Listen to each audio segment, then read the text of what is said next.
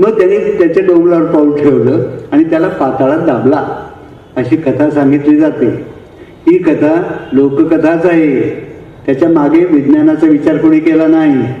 तो तुम्हाला सांगतो.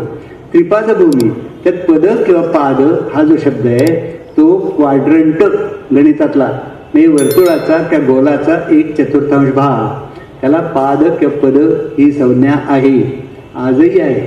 पातंजली योगशास्त्र याचे 4 पाद आहेत, विभूतिपाद, समाधिपाद असे 4 पाद, म्हणजे एकाच 4 भाग म्हणजे एक भाग म्हणजे पाद. या अर्थाने ते जे साम्राज्य होतं म्हणजे पृथ्वी, कारण सगळी पृथ्वी त्याच्या ताब्यात होती, त्यातले 3 भाग भूमी त्याने मागितली. म्हणजे आजच्या भाषेत 3 खंड भूमी मागितली.